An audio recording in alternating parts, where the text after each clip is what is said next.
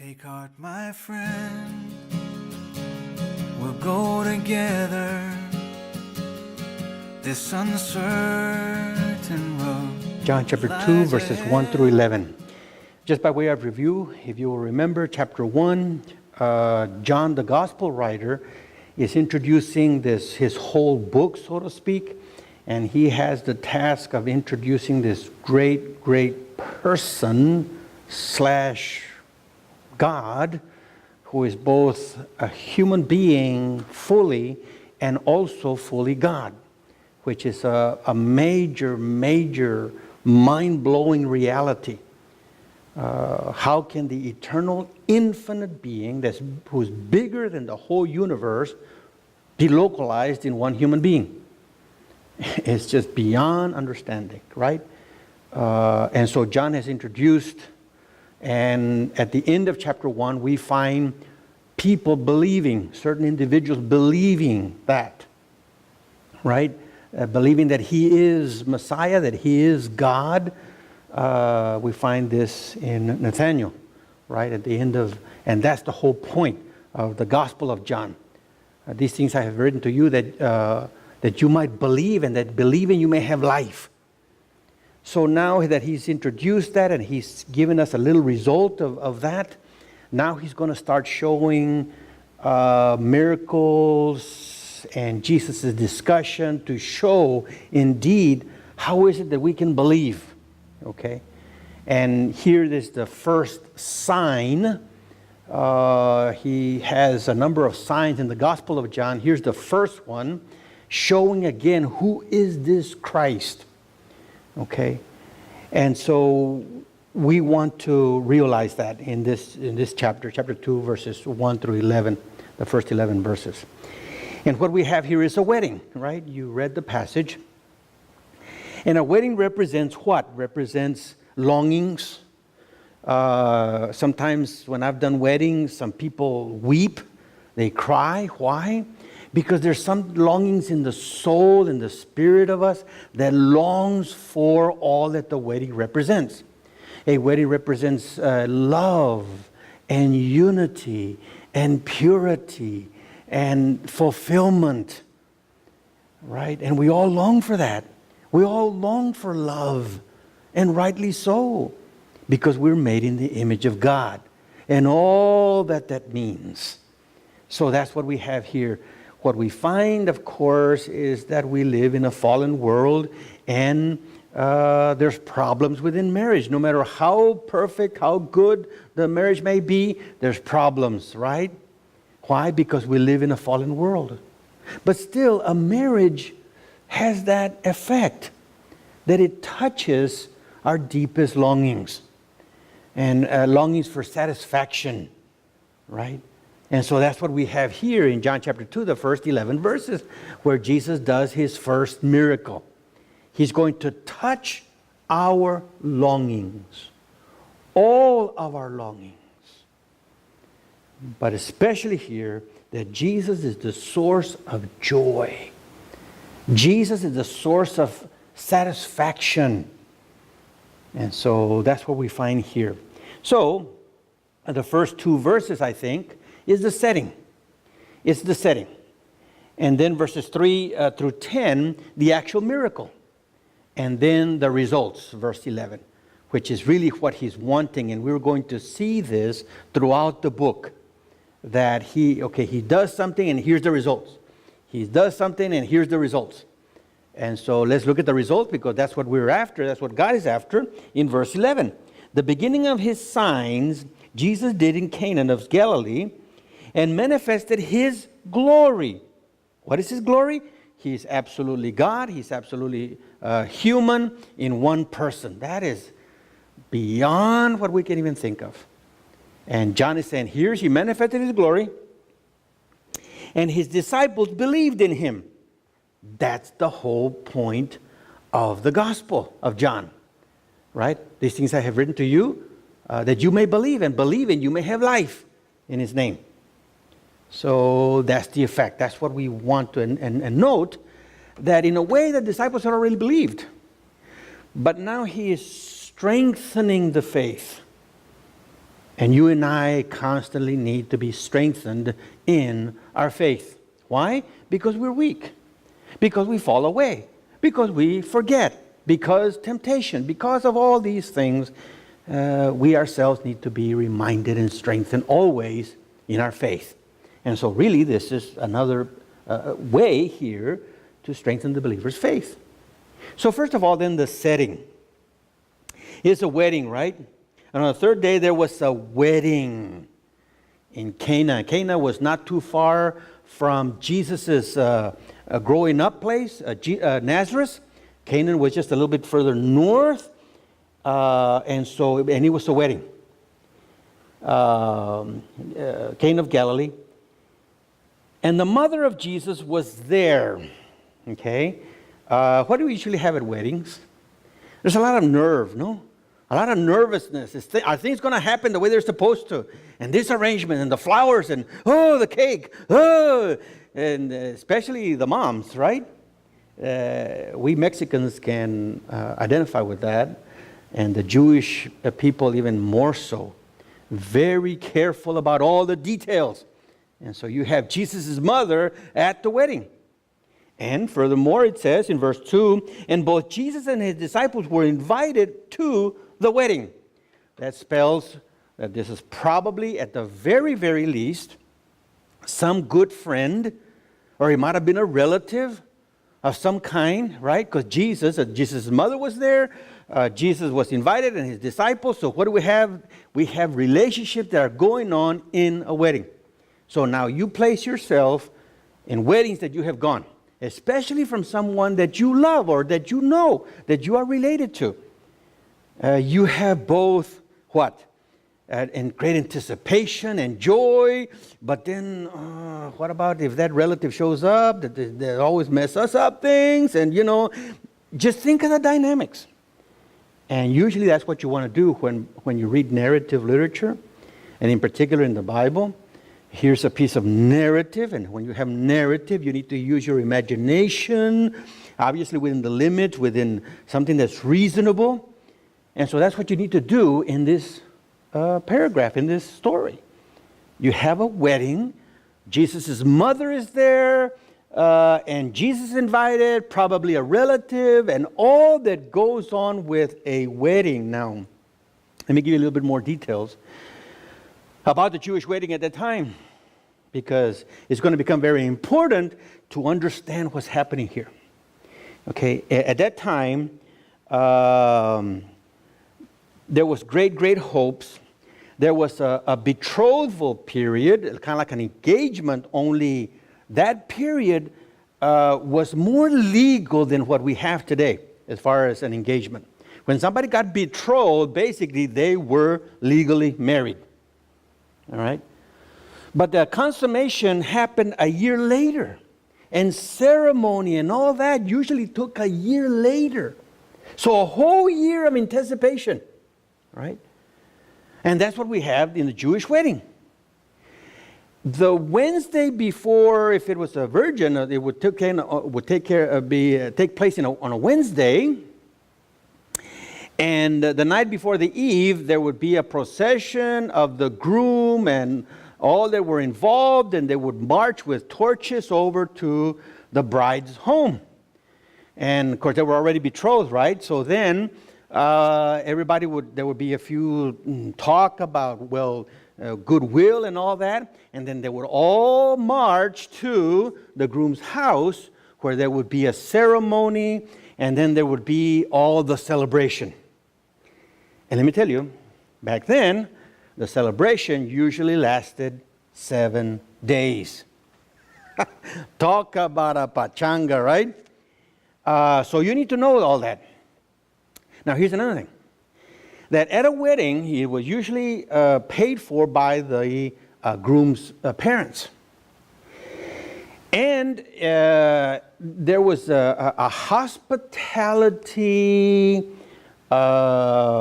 guidelines, rules and regulations, so to speak, that it would be not only, listen to this, not only embarrassing if you ran out of something, But it was so big of a thing that if the groom and his parents and the host would run out of things, they might be even liable to a lawsuit.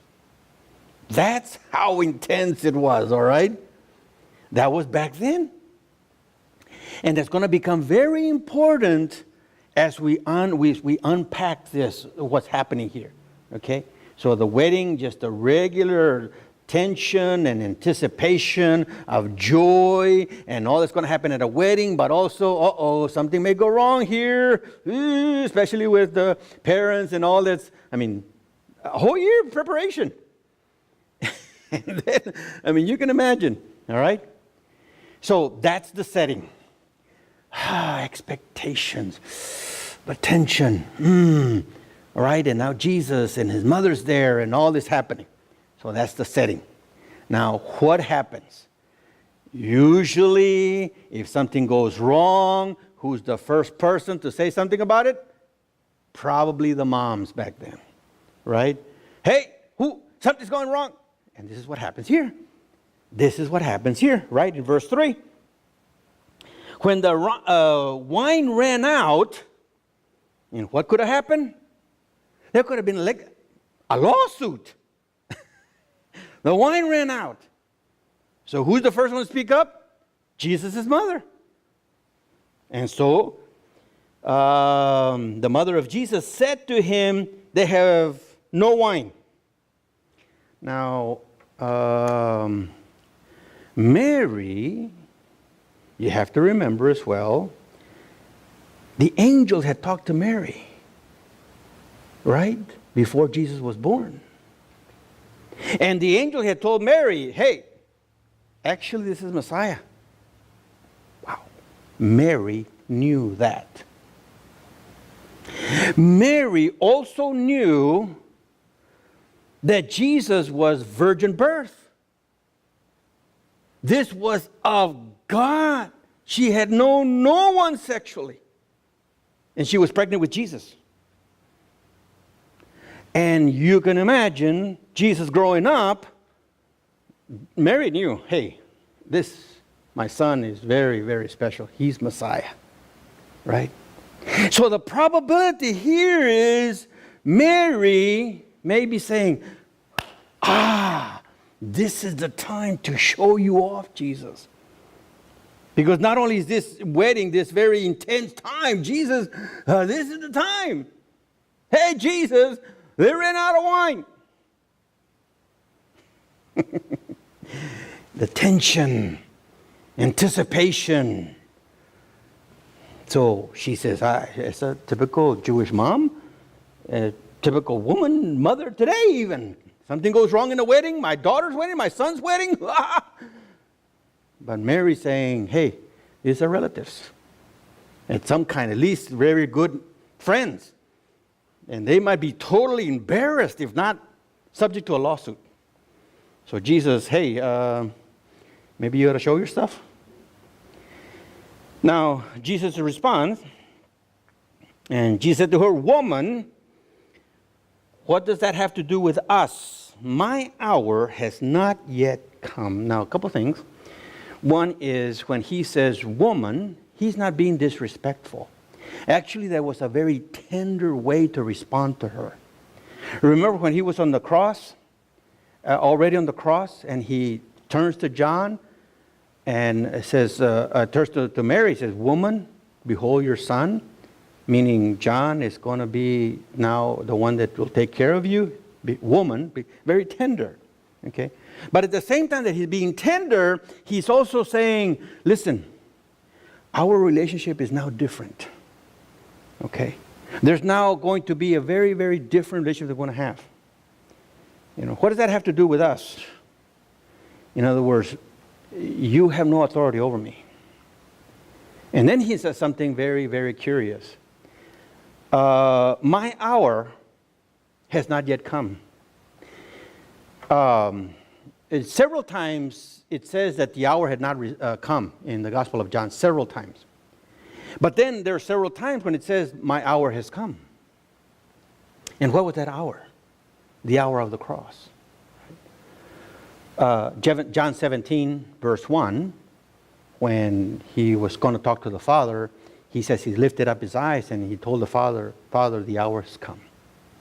Okay, the hour has come for the cross. And the probability is that Jesus was already anticipating the consummation of when he came the first time, that he was going to end up being crucified. But Mary did not know that. All Mary knew was that he was going to be Messiah. And you and I need to realize that just like Mary, we do not know all that what God has for us right now. We know the end, we're going to be in heaven with Christ, but now how is he going to work out things? We don't know. We don't know. So Jesus had to tell Mary, I know you know some things, Mary, but my hour's not yet come. In actuality, you don't know. You don't know. Right? And Mary by this time knew there was something very special about her son, Jesus. And so she backs off, but still knows, hey, guys, he tells the servants, hey, whatever he tells you, do it. Okay? So she doesn't push anymore, but realizes that what he says, you better listen to him. So we have that in verse 5. His mother said to the servants, whatever he says to you, do it. Now, it goes on, of course, Jesus is going to, the whole purpose that Jesus wants to reveal who he is. But he wants to reveal to his disciples. Because you see, the people did not know yet. They didn't even know him. And possibly Mary wanted to push that ahead. Come on, Jesus, show yourself because you're Messiah. They don't even know me. So let's start off slow here. He's going to first show his disciples and have them know. Okay? It's about building a relationship with Christ. It's about getting to know him. It's not just about getting things done. You see. And that's another lesson that we need to know. Because we want so many things done. Oh, Jesus, if only this would get done and this would get done. We have a great church. We would. And the main thing is, do you know Jesus personally? You see? Have you seen his own power in your life? Have you been a witness? Have you experienced him? It's not about just getting things done. You see? And now Jesus is going to take and say, okay, here's how I'm going to do things. And what's the purpose? The disciples, the very last verse 11. The disciples believed in him, right? And that's really the ultimate thing. So we find in verse 6, now there were 6 stone water pots there, set there for the Jewish custom of purification, containing 20 or 30 gallons each. The Jews had this custom. You went to a feast like that, a celebration like that, and you had to be ceremonially clean. So they had these water pots there where they would cleanse their hands, their feet, vessels, everything, because they had to be ceremonially clean. All right. It was water. And what do we have? Jesus turns water into wine. This can be a little imaginative, but again, John uses this all the time, this imagination and symbols and so forth. So the Jews had this custom of having water to purify. Jesus says, let me take what you used to purify, and I want you to know that very thing to purify, I'm the one that can turn that purification into joy. Into joy. What does wine do? Wine gives us joy. Now, it can be abused, and it is abused all the time. But Jesus is trying to communicate, I am the source of joy. I am the source of fulfillment. So here, the very thing that you use for purification, I am the source not only of purification, but the source of joy and fulfillment. What's this wedding about? union and love and fulfillment and hopes and all these things. Well, guess what? I am your joy and fulfillment. So there were 6 water pots, and 20 or 30 gallons each. You want to provide a little joy at a wedding? All right? I mean, people try to get around this all over the place. Well, it was just water with, grapes. It was purified water. No. This was the really good stuff. All right? This was top of the shelf wine. No. Beyond the top of the shelf. So there were 6 of them. Even at 20 gallons. There's more than 100 gallons of the best wine you could ever taste in the whole universe. That was Jesus. Don't look at me that way like, oh, really? Yeah, because look at what it says next.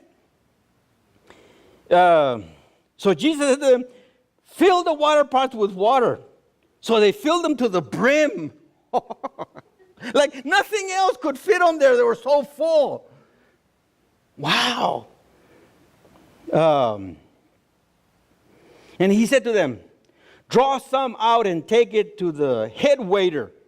So they took it to him. The head waiter was the one in charge, right? This got to happen, this got to happen. And you run out of wine, buddy. Not good. At the very, very least, profound embarrassment. So they'd run out of wine. Now they take him this wine. And he basically said, "Mwah! This is good stuff." Because look what he says.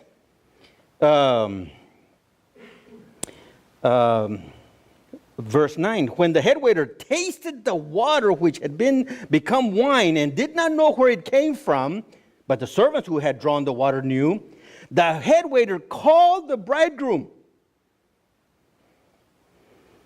I mean, this is in front of everybody. The whole celebration here. I mean, come on. Isn't that what happens? You go to a wedding and everything's going great, but now the groom and the wife, they're going to dance. Okay, shh. Everybody stand aside. Here's the main focus. Now the head waiter says, hey, groom, come here. Hey, everybody. This is what's happening, right? And now he's going to say this in front of everybody. He says, in verse 10, he said to him, every man serves the good wine, and when the people have drunk freely, I mean, they're already feeling pretty good. They're not going to know the difference anymore. You give them the cheap wine. That's what everybody does. But you have kept the good stuff till now, man. I mean, this is really good. And the head waiter knew his stuff. You hire someone to be a waiter, they better know their stuff. And he knew how things went. And so this is real wine.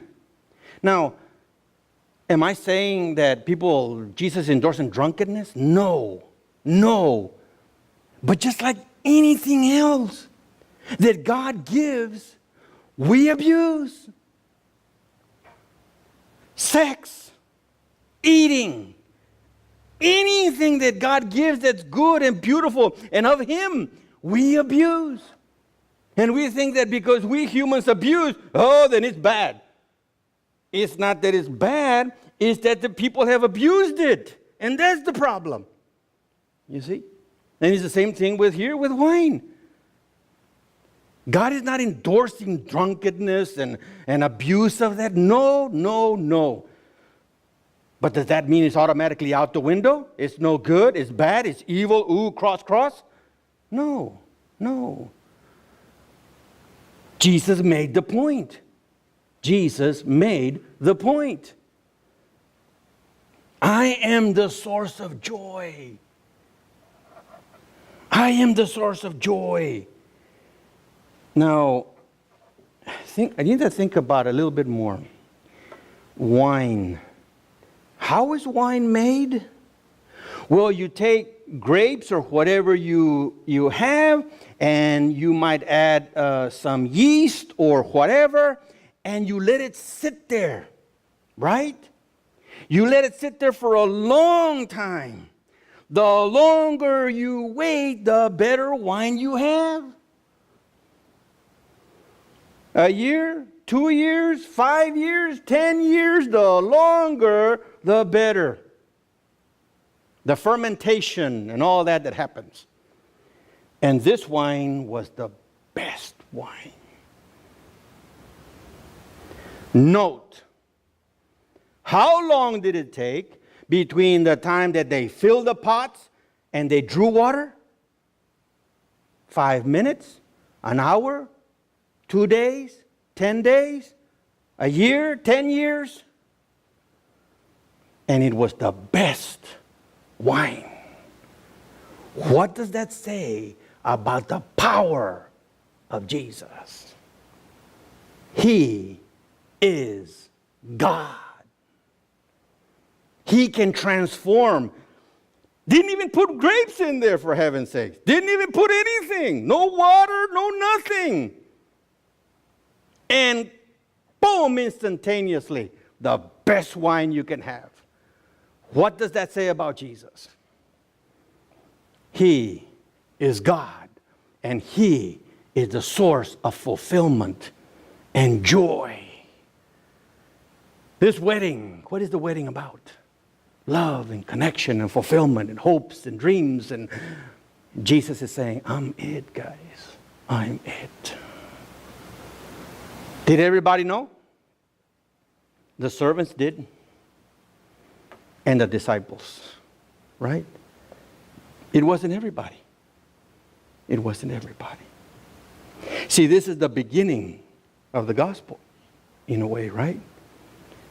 John is beginning to show, look, this is Jesus. He's the source of fulfillment, you see? And that's the effects. Verse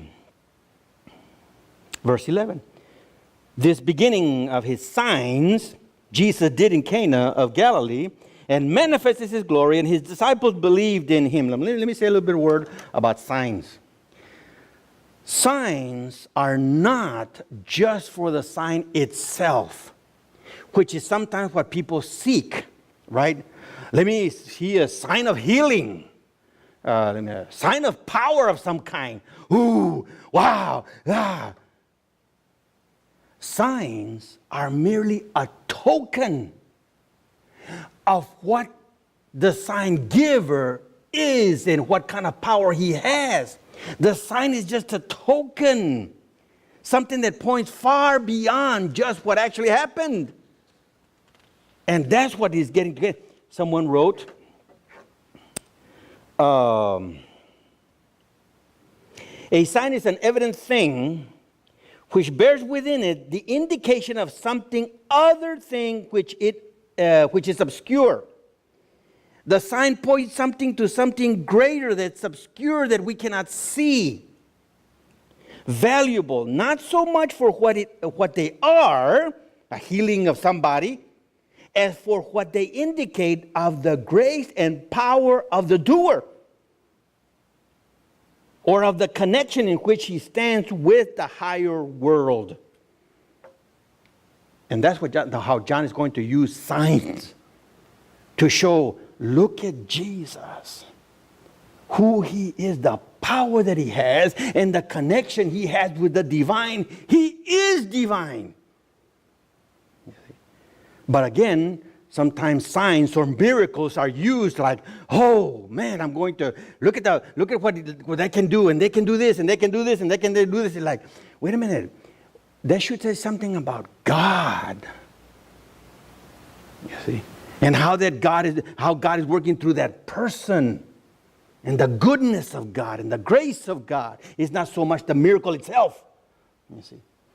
And so that's the way John is using it here. This is the beginning of the signs, indicating who Jesus is.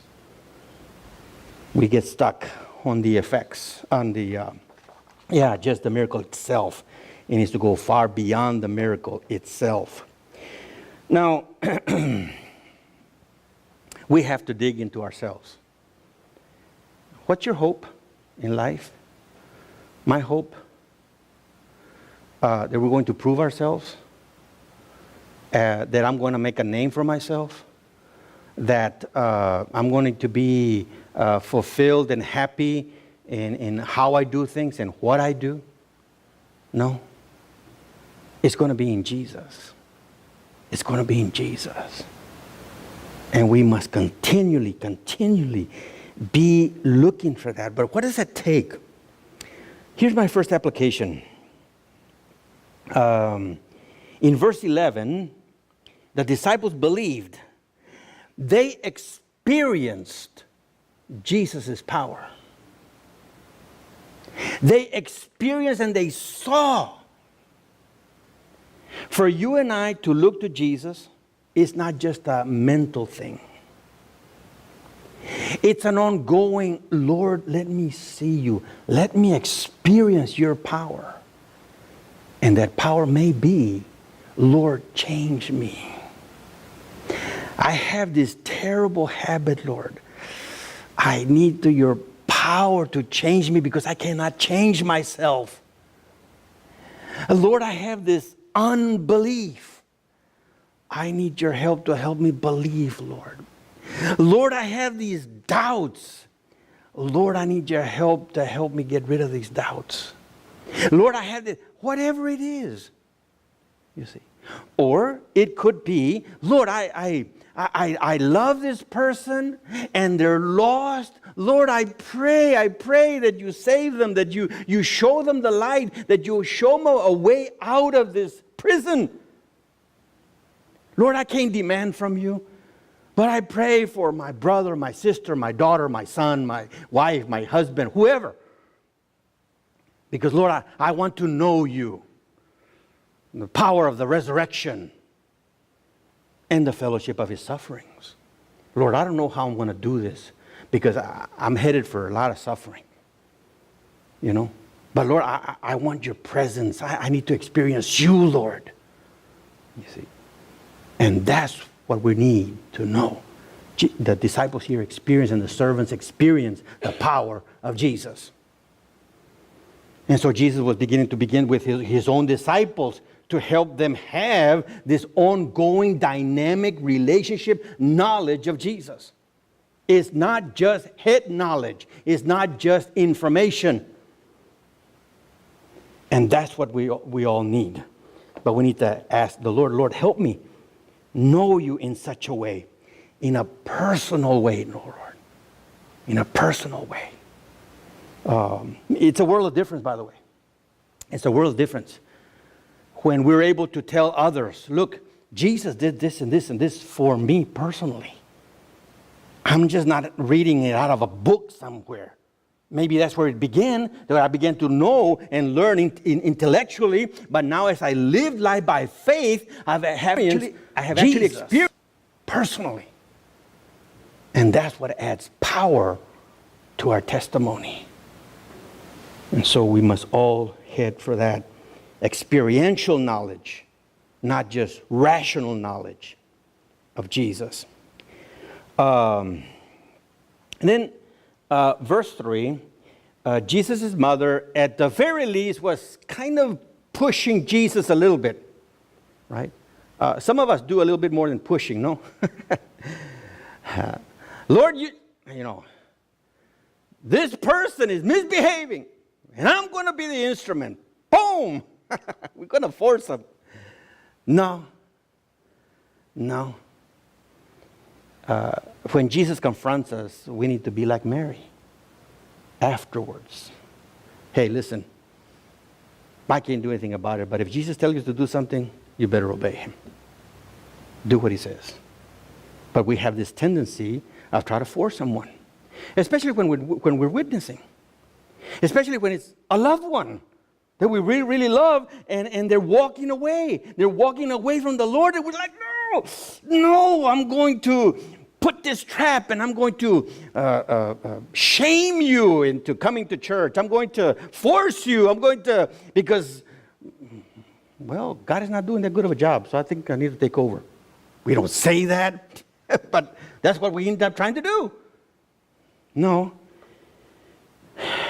We don't want to try or manipulate Jesus into doing something. We can pray, certainly, but we need to be careful constantly that we do not try to force things. And some of these things are good, right? We want people to know the Lord as Savior. We want people to walk with the Lord. We want people to, they may be very, very good things. They're not bad things. It's just when we try to take over that we can make a mess of things. We get frustrated, we get angry, they get turned off because we're trying to manipulate them and they sense it, and all this garbage goes down the road. No good.